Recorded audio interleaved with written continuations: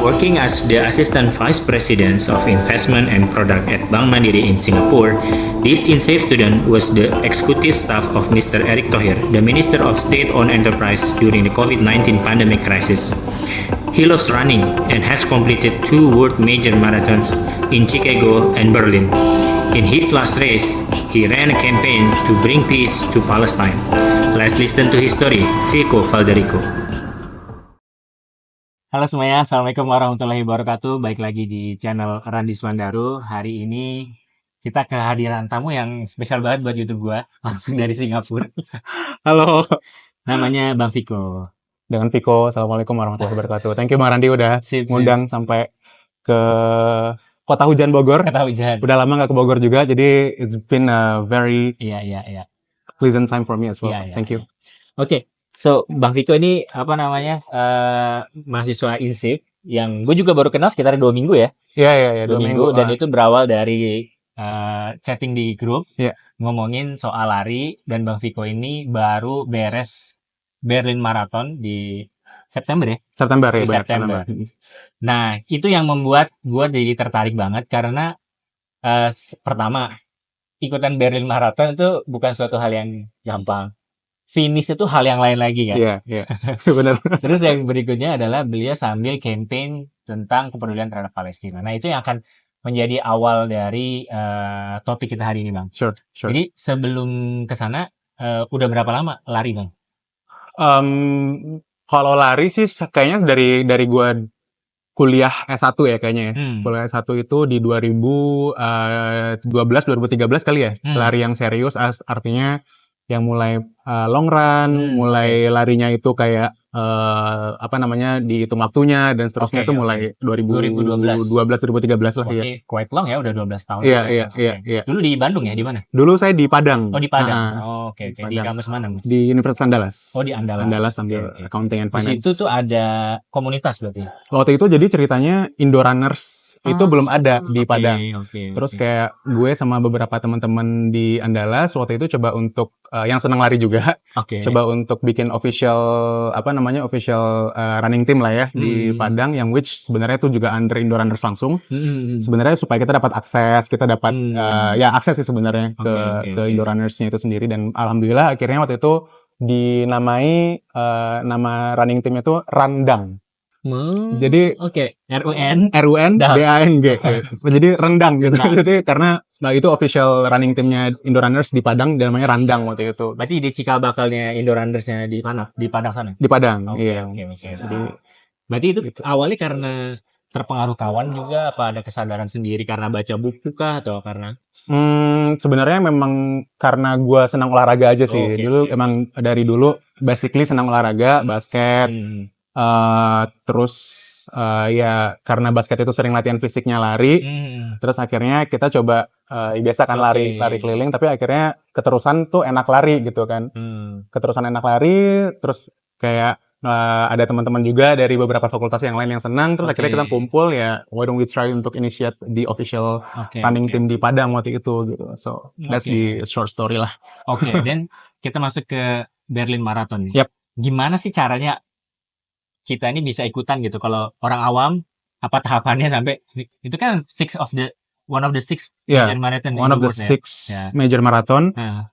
Baru seminggu yang lalu tuh jadi 7. Oh iya. Tambah Sydney baru. Jadi minggu lalu itu baru di announce itu jadi bukan 6 star lagi tapi 7 star sekarang. Oke. Which is itu yang baru itu Sydney. Oh iya, gue pernah lihat ada orang yang punya medal ada 6, terus gara-gara Sydney masuk, dia jadi belum komplit jadinya. Jadi nambah Sydney. Tapi tadi balik lagi ke pertanyaan tentang Berlin. Sebenarnya kalau saya bilang sih long run as of marathon ya. Marathon itu kan kayak 42-ish kilometer, di mana itu butuh konsistensi, persistence, dan juga sebenarnya dikategorikan sebagai olahraga ekstrim. Karena banyak banget, not even bahkan profesional pun banyak yang sorry to say meninggal dunia gara-gara push themselves too much on this kind of activities ya. Dan makanya saya bilang itu marathon sebenarnya not for everyone juga. As of long run is not for everyone. Running obviously for everyone gitu. Kalau lari, jogging, semua dari dulu kita kan pasti diajarin jogging dan lain-lain. Nah, tadi ke pertanyaan tentang bagaimana Berlin Marathon, sebenarnya tuh caranya tuh ada beberapa cara. Ada yang dengan ballot, which is itu sebenarnya kita apply, kemudian kita dilihat. Jadi beberapa certified running competition around the world itu ada yang kayak bisa nge-record waktunya kita. Catatan waktunya kita jika kita ikut, misalnya kalau misalnya di Indonesia itu ada yang kayak Bali Marathon, Pokari, Bandung, dan seterusnya itu tuh ada license-nya tersebut. Nah, itu biasanya kita dengan ballot tersebut, ya as of ballot, ya berarti kan randomly orangnya akan dipilih oleh si panitia. Saya nggak tahu juga cara pastinya gimana, the way they untuk memilih, tapi akhirnya itulah cara yang paling pertama sebenarnya untuk bisa join the marathon itself. Cara kedua itu sebenarnya ada charity juga. Charity itu berarti kita kayak fokus on several issues yang memang diangkat oleh marathon tersebut. Biasanya itu ada cancer, ada isu-isu yang memang lagi hangat di sosial saat ini. Kalau dulu tuh zamannya gue awal-awal lari tuh MDGs. Kalau sekarang mungkin ESG atau SDGs ya. Yang diangkat memang misalnya kayak women empowerment ataupun air bersih dan seterusnya. Children gitu. Children itu juga diangkat untuk menjadi charity issues di mana bisa join di those major marathons yang 6 atau 7 tadi. Dan yang terakhir itu sebenarnya ada juga yang bisa bayar aja gitu, bayar tapi dia biasanya tuh untuk bayar itu dia udah langsung collab atau bikin package sama hotel langsung di hotel tempat karena anyhow sebenarnya si maraton itu kan bakal ningkatin ekonomi di negara tersebut dan di kota tersebut kan. Kota tersebut tidak akan bisa ekonominya gerak kalau hospitality ataupun MICE-nya nggak jalan gitu kan. Which is salah satunya hotel dan seterusnya. Jadi itu ada beberapa cara untuk join maratonnya waktu itu. Dan basically Berlin sendiri itu adalah one of the marathon yang biasanya tuh untuk pemula karena cukup flat gitu ya. Course-nya.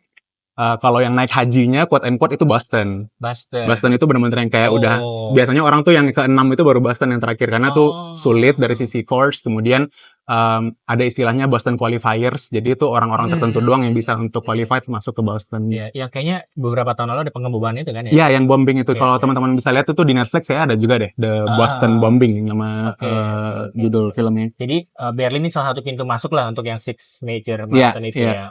Jadi ada 6 kota, 3 di US. Tadi saya bilang ada New York, Chicago, sama Boston. Kemudian 2 di Eropa, Berlin sama London sama Tokyo.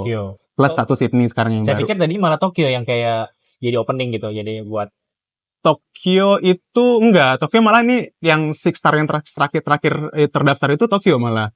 Jadi biasanya kalau opening orang-orang ya biasanya Berlin sih biasanya karena cukup flat course-nya gitu. Dan saya pribadi Berlin sebenarnya my second world major marathon karena last year itu di Chicago udah finish juga gitu. Illinois ya, Chicago. Iya. Oke. Terus kalau pesertanya berapa orang sih kalau yang di Berlin itu? Kemarin tuh rekor ya, karena Berlin itu ulang tahun atau anniversary ke-50. Jadi very very antusias seluruh orang di seluruh dunia. Kurang lebih 50-an ribu, I'm not sure the exact participants numbers, tapi satu hal yang saya ingat, partisipan dari Indonesia banyak banget waktu itu. Tahun ini, sorry. Kalau nggak salah gue tuh ngelihat ada postingan yang dia bilang Berlin Marathon mencari finisher pertama dia. Jadi tahun 50 tahun silam. 50 tahun silam. Oh iya, aku pernah lihat. Iya, benar-benar. Jadi kayak dia setelah nyari finisher pertamanya dia ya. Udah 80-an gitu umurnya dia. Iya, benar-benar. Dan dia ikut lagi kan kalau nggak salah ya, kemarin kan. Ikut. Iya. Jadi kayak rombongan terakhir. Iya, rombongan terakhir dan finisher terakhir. Benar. Jadi kayak apa ya? Ngelihatnya maraton tuh bukan merli kayak 42 kilo kita beresin, tapi itu kayak ada story yang panjang, terus kayak inherit spirit dengan yang lebih muda dan seterusnya kayak gitu, luar biasa. Benar. Nah, kalau di keluarga ada juga yang aktif lari sendiri aja? Ya kalau keluarga sebenarnya semuanya itu rata-rata emang suka olahraga. Oke. Ya dengan bidangnya masing-masing lah ya. Benar. Kayak ayah saya kebetulan itu dari dulu memang hobi golf. Rutin golf, tapi sekarang setelah jadi purnawirawan, beliau akhirnya seneng jalan pagi. Tapi konsisten gitu jalan paginya. Bunda juga sekarang itu rutin main paddle tenis. Tahu. Kakak kandung saya kebetulan tentara, dokter militer, ya obviously dia olahraga tuh jadi teman baiknya. Nah, tapi yang untuk lari sendiri sebenarnya adik saya yang bungsu. Itu baru jadi inspired karena aktivitas lari saya dan Masya Allah. akhirnya dia juga ikutan lari untuk apa ya? Untuk bikin ya lebih dia sih bilangnya lebih segar jadinya karena lari Benar. gitu. Oke, terus spesifikly kemarin di grup posting apa namanya kit larinya itu ada bendera Palestina gitu kan. Gimana itu pengalamannya, terus kayak apa misinya sebenarnya, terus gimana situasinya kalau di Berlin sendiri gitu dengan situasi kayak gitu. Apa cukup mencekam kan, kayak semalam Iya. tuh ada berita 2 orang apa jadi korban tuh. Korban ya benar. Itu juga sebenarnya nih saya merinding nih barusan Bang Randi bilang karena sebelum saya ngelakuin itu saya tuh sempat research juga tentang bagaimana kondisi apa namanya ya inilah ya suasana Israel dan Palestina di kota tersebut ya di Berlin ya. Dan Seberapa hangat isu seberapa itu hangat di isu Berlin. tersebut ya kan. Dan pada akhirnya ketika saya lagi di sana pun ini something different juga karena biasanya kan kita kalau di Indo itu ngelihat yang viral itu kan malah ininya ya Palestinnya ya, artinya Palestinnya jadi pihak yang diiniin lah, menjadi pihak yang Jadi point of view-nya gitu kan. Kalau di sana tuh malah kebalik. Jadi malah si Israelnya yang muncul gitu, bahwa Israelnya yang benar di sana Jadi gitu kan. Hamas jadi kayak Enemy-nya Hamas. Nah, itu waktu itu saya cukup deg-degan juga sih sebenarnya waktu itu. Jadi ceritanya saya tuh di jersey saya tuh saya print atau saya sablon bendera Palestina. Terus saya bilang bahwa 160 children a day itu tuh mati syahid gara-gara Israel, gede gitu kan di belakang saya print out. Dan turns out waktu itu ketika saya tahu dan benar adanya ketika saya di Berlin, saya cek Twitter gitu kan, emang yang viral itu waktu itu memang si yang tadi dibilang bahwa yang korban itu adalah Israelnya gitu kan. Tapi itu tidak menghalangi niat saya untuk tetap istiqomah menyampaikan pesan tersebut gitu. Artinya during the race banyak sekali sebenarnya racer-racer lain yang akhirnya kayak nepok punggung saya dan kasih semangat yang ini juga, semangat yang sama juga untuk kayak I support you. Tapi juga ada juga saya lihat runners lain yang bawa bendera Palestina juga. Bendera Israel juga. Jadi ya freedom of speech kan. Free of speech, benar, freedom of speech. Silakan aja. Tapi ya artinya those small steps yang saya coba untuk initiate, ya hopefully itu bisa menjadi inspirasi juga buat yang lain untuk tetap istiqomah, untuk tetap ngelihat bahwa this issue itu nggak cuman terjadi ketika lagi viral doang, dan which sekarang masih ongoing juga, jadi tetap konsisten aja, tetap istiqomah untuk menyebarkan pesan-pesan untuk saudara-saudara kita di Palestina gitu. Gue nanya itu kenapa? Karena apalagi gue yang lari di IPB itu bawa bendera Palestina itu, semua orang tuh kayak ngeliatin gue nih orang kenapa gitu. Itu di Indonesia loh. Bahkan ada salah satu kayak security-nya gitu, tiba-tiba randomly lewat. Ya dia tadi di pinggir ya, begitu gue mau lewat dia depan gue gitu kayak gue mau diapain? Apalagi ente yang ada di sana gitu yang kayak. Karena even di tempat domisili saya sekarang kan di Singapura ya. Di Singapura itu tuh nggak boleh untuk menyebarkan isu-isu seperti Palestina dan Israel konflik itu. Kalau misalnya sempat kemarin ada di dekat Marina ada yang berani untuk nyebarin bentangin bendera Palestina, akhirnya ditangkap sama polisi langsung waktu itu. Karena memang in context of Singapura sebagai negara yang memang tidak nggak ambil posisi dalam hal tersebut. Jadi dia ngambil certainty dan security dari politik luar negerinya arahnya gitu ya. Iya, gitu. Oke, itu cerita tentang larinya nih. Nah, sekarang kita masuk ke karirnya. Jadi Bang Fiqho ini nggak main-main nih. Jadi masih muda banget, tapi udah jadi timnya Bank Mandiri di Singapura. Bisa dijelasin lebih jauh nggak? Apa aja yang lo kerjain, terus siapa aja yang ada di sana gitu?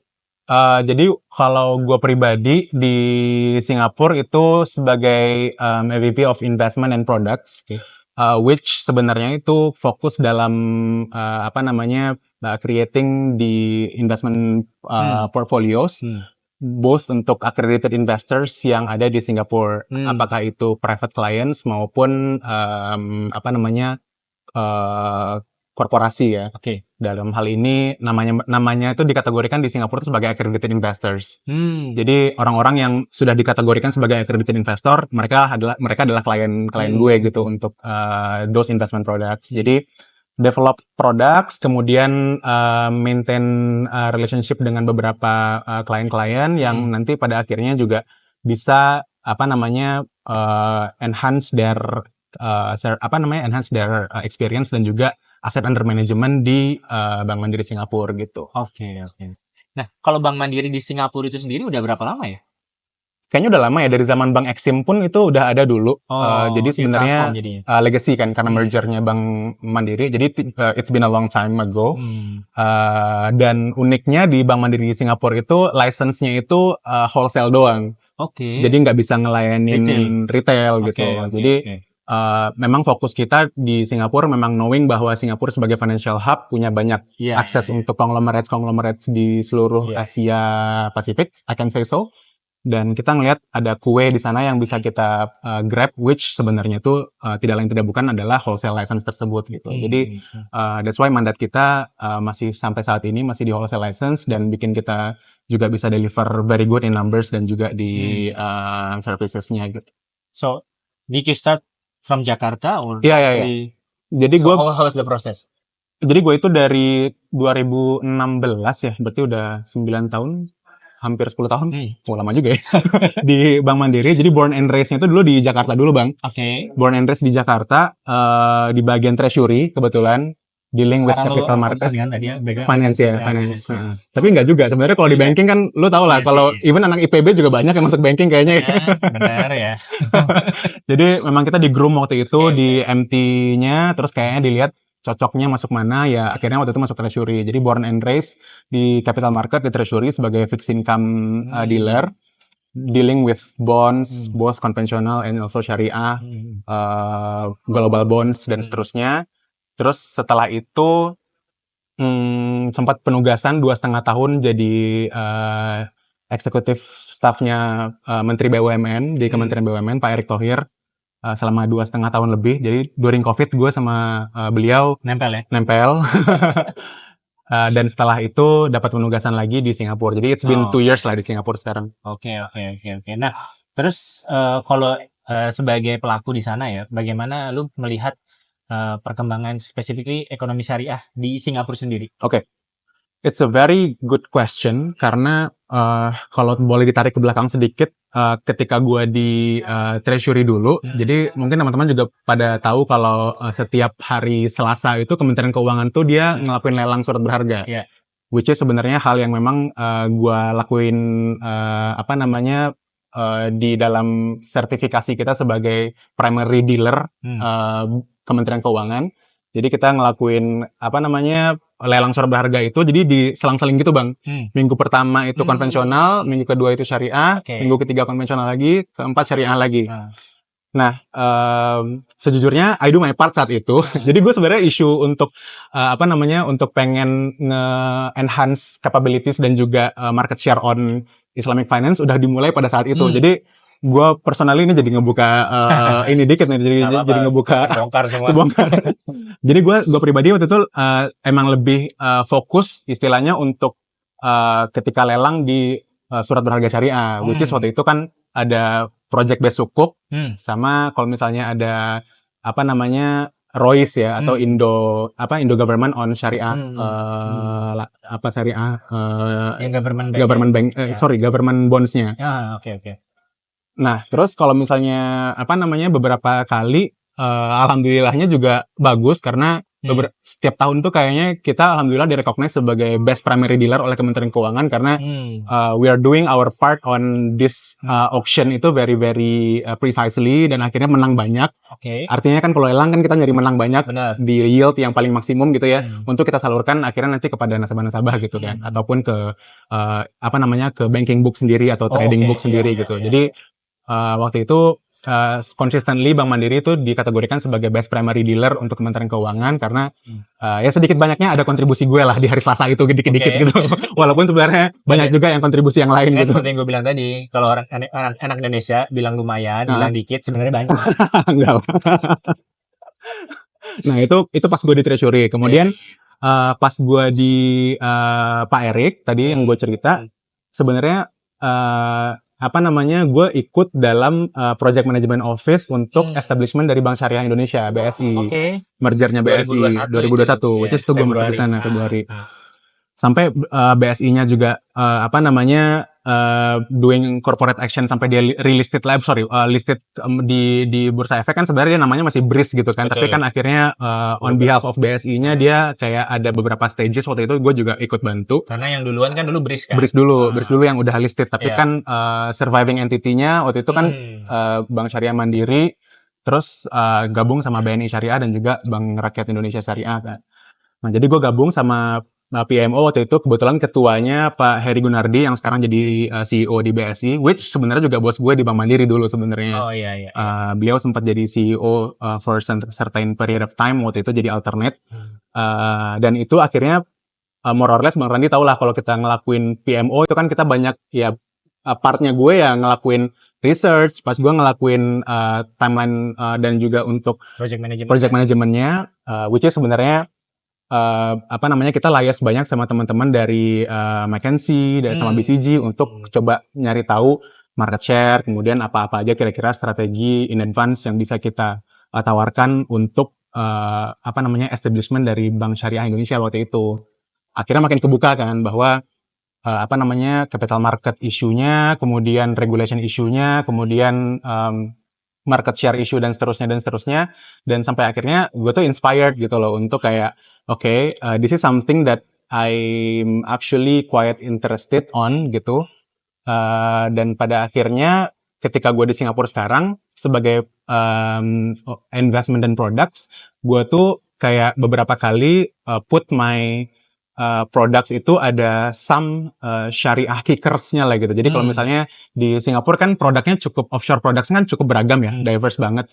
Dan kalau misalnya kita ngomongin satu hal aja, misalnya namanya structure notes gitu ya. Jadi structure notes itu kayak notes itu kan surat berharga. Di mana di dalamnya itu kita structure, isinya tuh bisa beragam. Bisa FX, bisa interest rates, bisa commodities, index, dan seterusnya. Nah, gue coba untuk menambah komponen syariah di dalam struktur tersebut, as of kayak banyak kan kalau misalnya tuh kayak deposit sukuk, kemudian even indeks-indeks yang memang kategorinya syariah compliance kayak gold dan lain-lain, itu tuh bisa jadiin sebagai kicker dari structure notes tersebut. Dan itu uniknya ketika kita tawarin sama klien-klien kita yang which sebenarnya juga accredited investors tadi yang gue bilang, mereka tuh seneng banget. Kenapa? Karena itu tuh juga ngetik ESG issue. Oke. Gue malah baru ngeh. Ya kan? Karena syariah itu sebenarnya tuh fall under S dari ESG kan, sosialnya kan. Jadi ESG ya at anyhow sebenarnya kan kita punya banyak assessment dan juga measurement of criteria gimana caranya kita masukin komponen ESG tersebut di dalam any products gitu kan. Jadi bukan lebih karena religious factor, tapi lebih karena ESG factor tadi. Deep inside itu gara-gara religious sebenarnya. Tapi berdasarkan demand ternyata ada demand-nya gitu. Dan uniquely tadi yang gue bilang stage dari mulai gue di treasury sampai gue di Pak Erik dan even ketika di sekarang di Singapura pun I do my part lah on that kind of matters gitu. Walaupun memang mungkin tidak se-komprehensif itu, tidak tiba-tiba ngehajar langsung, tapi uniquely alhamdulillah karena tadi istiqomah, konsisten, dan akhirnya saya ngelihat bahwa this particular issue itu sebenarnya bisa kita tweak dengan bahasa yang lebih profesional, as of itu juga accredited investor tadi bisa buy-in sebenarnya sama isu-isu tersebut gitu. Nah terus lo udah 9 tahun lebih ya berkarir di sana di Bank Mandiri. Terus kenapa lo sekarang milih kuliah lagi gitu? Oke. Dan kenapa lo ngambilnya di Malaysia gitu? Maksud gue dan di INCEIF kan sebesar karena ya, to be honest lah, you can access, we acknowledge INCEIF terbaik untuk Islamic Finance di dunia kan. Tapi maksud gue, ya lo kan bisa ngambil mungkin di Yale ataupun di Harvard atau segala macam. Apa yang membuat lo akhirnya, gue ke INCEIF gitu? Jadi kalau reason yang sangat jujurnya adalah di Bank Mandiri itu kan ada ini ya, ada ya inilah internal policy-nya kita bahwa untuk scholarship yang di-provide oleh Bank Mandiri dan seterusnya itu tuh memang ada top rank university yang bisa kita apply. Dan itu eligible kriterianya itu ada beberapa talent yang dikatakan eligible. Sebenarnya frankly speaking, gue pengen aim for that particular thing itu setelah gue penugasan sama Pak Erik. Tapi unfortunately karena penugasan di Singapura ini itu membuat gue jadi eligibility-nya tuh jadi harus nunggu gue beres dulu di Singapura. Oke. Jadi nggak boleh 2 gitu loh Bang. Jadi kalau Iya, misalnya iya, lu iya, udah dapat penempatan Kasih di ke luar negeri. exposure ke luar negeri, ya nggak bisa kuliah di luar negeri gitu. belum bisa belum, di oke. saat yang bersamaan. Jadi Iya, lu iya, harus beresin dulu. Setelah itu mungkin baru ada opportunities lagi gitu. Tapi gua rasa ini ini it's a matter of time aja, it's a matter of opportunity in time manners. Tapi while gue di Singapura sekarang, gua rasa tidak ada salahnya gue untuk ngelakuin memperdalam ilmu yang tadi kita ngomongin tentang Islamic Finance throughout INCEIF tadi gitu, yang knowing bahwa INCEIF itu the best in Islamic University in the world. Gue pengen lebih mengenal lebih dalam tentang Islamic Finance gitu ya, karena sebenarnya ada cerita unik sedikit Bang. Jadi dulu pas gue di Padang, gue tuh pernah propose ganti nama sama bokap nyokap dulu. Karena gue tuh pengen banget nama gue tuh Muhammad Fiqho Valderico. Kenapa begitu?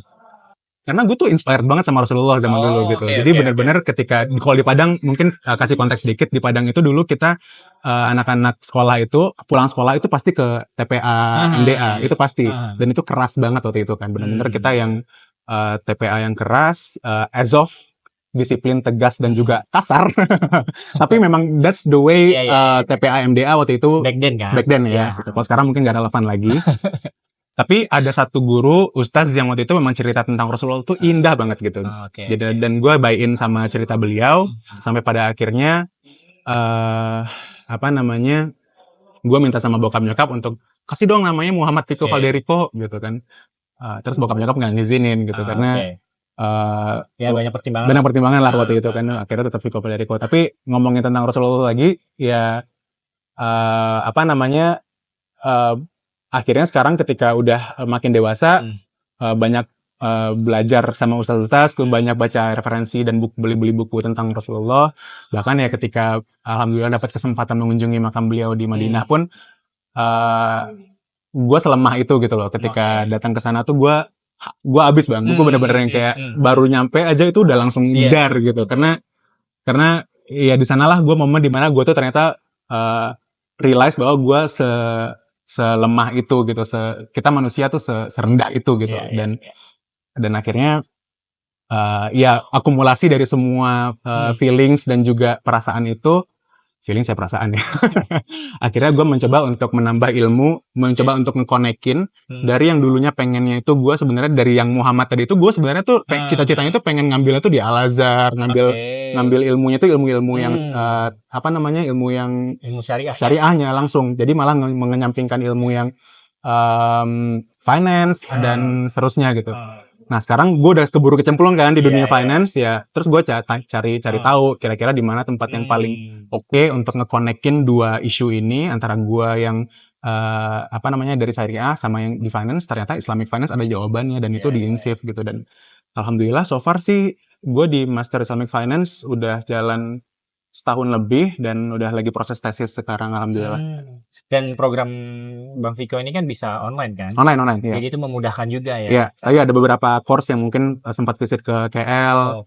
Atau ada course-course yang memang tambahan yang kayak sama profesor-profesor di INCEIF ya, akhirnya kita sempat physically langsung ke KL waktu itu. Terus bagaimana ambience yang lo expose yang lo dapat di INCEIF membuat secara personal lo, apakah this is like an enriching experience for you? Obviously. Karena di dalam kelas-kelasnya INCEIF itu benar-benar ngasih experience yang menurut gue berbeda ya, karena sama halnya dengan mungkin rasional dari teman-teman yang banyak ngambil MBA atau ngambil S2, pasti kan banyak yang nyari untuk practitioners dan juga those who are actually experienced on particular part of knowledge ya. Dan itu yang terjadi di INCEIF menurut gue. Di beberapa kali gue kayak ketemu dan kerja kelompok bareng sama teman-teman yang malah dari Central Bank Russia, Central Bank Kazakhstan, dan teman-teman. Daripada kita ke sana mendingan ketemu teman yang bisa nyeritain itu langsung. Exactly. Dan itu jadi inspired juga sama kita di dunia gue sekarang untuk enrich tadi yang lu bilang ilmu-ilmu yang ada kaitannya sama syariah. Well, mereka mungkin dari banyak background ya. Ada yang dari regulatory issues-nya, artinya mereka dari OJK-nya sana gitu ya, OJK-nya negara tersebut. Ada yang dari central bank, bahkan juga ada yang dari private bank atau di GRE ya, government related entities di masing-masing negara. Tapi pada akhirnya kita tuh disatukan dengan isu yang dimana kita coba untuk konekin, ada nggak ya hal-hal yang bisa kita tiru di negara kita atau di tempat kita bekerja, dan itu very very practical sebenarnya yang gua rasakan course di INCEIF ini gitu. Well, ada juga sih beberapa course yang memang theoretically needs to understand very very well in context of maqasid syariah dan seterusnya. Which is why we study. Which is why we study gitu kan. Tapi beberapa yang Islamic banking practice, yang course-course yang kayak gitu tuh benar-benar menurut gue tuh benar-benar bikin expanding our networks. Satu, yang kedua memang expanding and enriching our ideas juga. So basically INCEIF is a good place for you untuk kayak mau ambil 2 poin tadi, expanding networks dan juga enriching your ideas gitu. Okay, my final question. So, what you suggest for those people, they are players in the market, been there for a while, like yourself, but they keep hesitating themselves to start their masters or their PhD. Please answer in English and then convince them. And this is there is no perfect time or I don't know in your experience to start and or else so that they can kick off their dreams to continue study in English. Actually, you just answered that question by telling me the question itself. So just start actually. Jadi kayak if you want to try to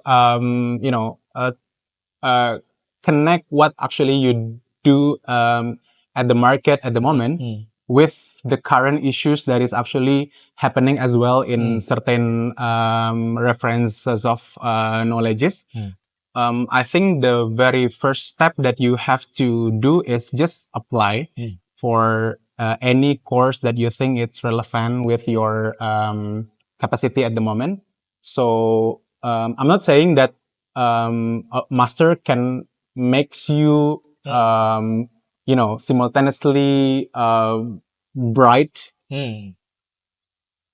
and suddenly makes your salary 2 times higher or something. No, I don't know. It can be yes, but then can be.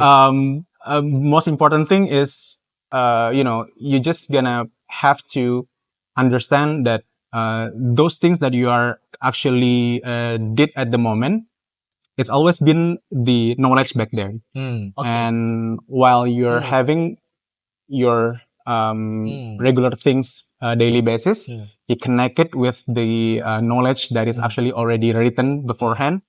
It is going to be the very, very perfect things to you as a person, as a leader, for instance. And for me, like 2 things that I mentioned earlier, network and enriching your ideas towards the network itself, that is actually the most important thing. So anywhere you go later, it is going to be friends that is going to help you. Yes. So that it will make your networks even better. And the knowledge, it's always been a great idea for you to live it. So yeah, that's it. So because I was thinking that maqasid syariah, it's always been 4 things that they mentioned, right? It's about fair, it's about inclusivity, it's about the prosperity, and it's about the sustainability. So in context of inclusivity, I was thinking that every time if you are try to apply, especially for INCEIF, I'm telling this kind of things in context of INCEIF, that kind of inclusivity you will get it hereinafter because Islamic finance is not just something that you can easily change, like you're changing the world, for instance, that what's supposed to be running as of our Rasulullah and also our previous has said so. But then there is a small activities, small things that you can deliver here and after that makes the inclusivity is there. So from the small inclusivity, it can be a sustainability. Okay. that is relevant with the Maqasid Sharia issues. Okay. So don't be hesitant. Just apply. Just apply. Open the website and then start your application. Start your application. That's it. That's it. Oke, terima kasih Bang Viko. Makasih banyak, Terima kasih Bang Randi. banyak. Nah, semoga video ini banyak manfaatnya buat kawan-kawan. Sekali lagi nih Bang Viko nih langsung dari Singapura ke sini buat ketemu teman-teman semua di video ini. Jadi Yes. appreciate, semoga Allah membalas dengan balasan yang Amin, amin ya Allah. Awalnya tadi pengennya untuk Vicon ya Bang ya, pakai Zoom ya pakai rencananya. Zoom. Malah Tapi gue rasa rezekinya kayaknya, ketemu. harus ngomong langsung karena beberapa gue lihat videonya Bang Randi itu memang side by side kayak gini. Iya. Jadi I was thinking untuk kayak do the same thing lah. Oke, thank you. Thank Bang you, Viko. Bang Jumpa Randi. lagi. Sure. Jangan lupa subscribe. Assalamualaikum warahmatullahi wabarakatuh. Assalamualaikum warahmatullahi Bye. wabarakatuh. Bye bye. Cheers.